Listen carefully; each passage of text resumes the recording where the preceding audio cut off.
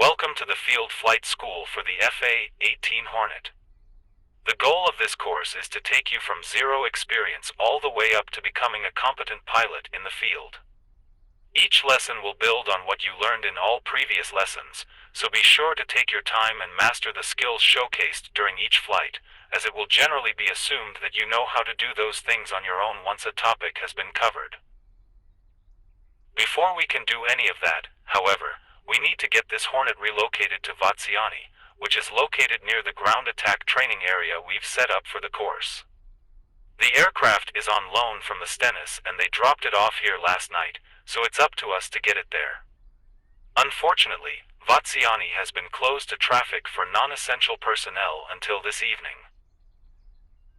It would be a shame to waste a training day completely, so let's go over the cold start and shutdown procedures for the Hornet, then you can practice on your own to get familiar with the procedure so we can get a quick start for our flight tomorrow.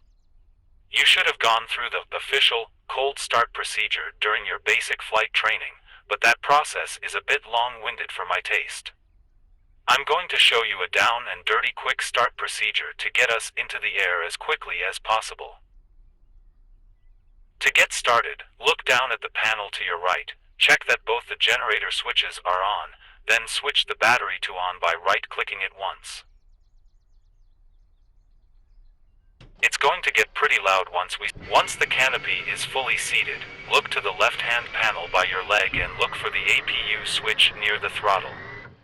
The auxiliary power unit is a small onboard generator that helps spool up the engines to get them running. Go ahead and switch that on now with a right click, and the APU will begin starting. We can't really do anything with the engines until the APU is fully powered on and the light next to the switch is green, so we'll take care of a few other things while that spools up. We're going to need moving up to the front of the left panel, verify that the anti-skid switch is set to on, and the carrier bypass switch is set to field. If the carrier bypass switch won't stay, moving aft down the panel, set the lights master and position lights knobs to 100% by holding down the left mouse button over them and dragging the mouse straight up until the knob stops moving. Set the right throttle to idle by pressing the appropriate keybind, R shift plus home. You would normally wait until the engine RPM was at 30% to do this, but this is a quick start procedure and we need to get going. After the throttle is set to idle, set the left MDI in the upper center panel to day by right-clicking it twice.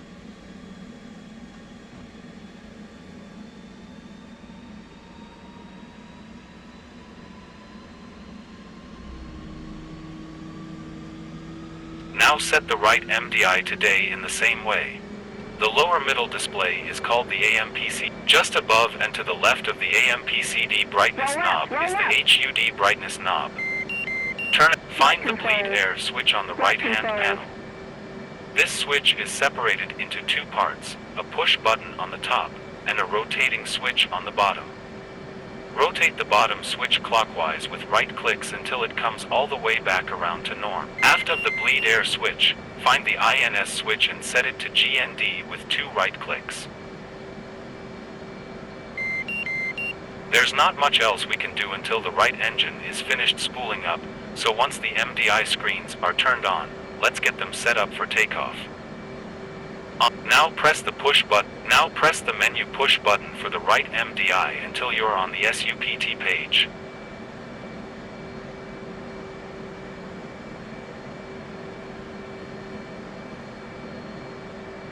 And press the push button next to FCS. The AMPCD should have a countdown in the bottom third of the display as by this point, the right engine should be at about 60% RPM.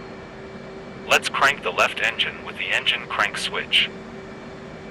Set the left throttle to idle by pressing the appropriate keybind, Alt plus home. We need to clear out the flight control system of any errors to get a clean status update of the system. Near the throttle, find the FCS. Just to the left of that, hold down the T/O trim button for. Look back up at the MDI screens and take a look at the FCS page on the right-hand display.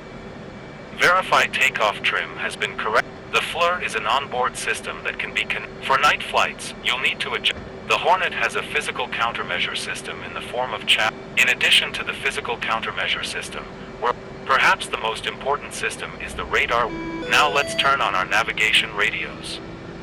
TACAN is a radio navigation tool that allows you to home in on a specific using the numbered push buttons on the UFC. Enter the TACAN. Although we've entered the information, the instrument landing system, enter 11 using the numbered keys on the UFC, then press the ENT button.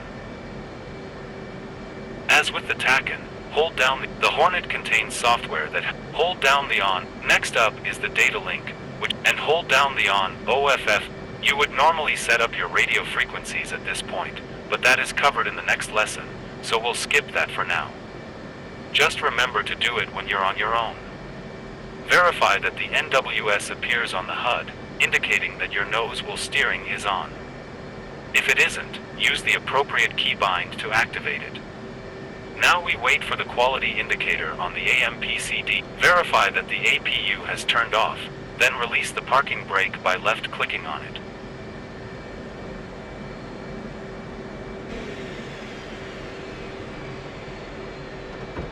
And that's it. Though for this initial run, turn all the lights off by holding down the left mouse button on each one and dragging them down until they stop moving. Then set the parking brake by left-clicking on it and then pulling it back with the mouse wheel.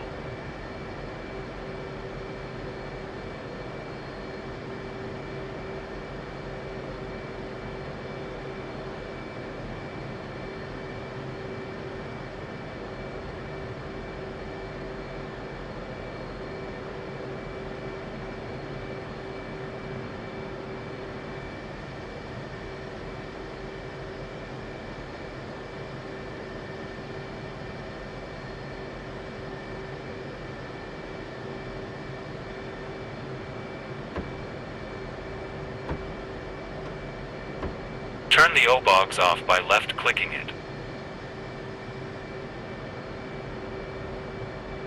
Left-click the INS switch until it's set to off. Left-click the radar switch. Turn the radios off by holding down the left mouse button on each one and pulling it down until the display. Turn off the TACAN by pressing the TCN button. Open up the canopy by either holding down the right-click button on the switch or pressing. Disengage the nose wheel steering, NWS, by using the appropriate keybind. Then set the flap switch to full by left-clicking on it once. Turn off the left engine by using the appropriate keybind, RALT+N. Then turn off all displays by reversing the procedures we used to turn them on. Flight controls. Flight controls.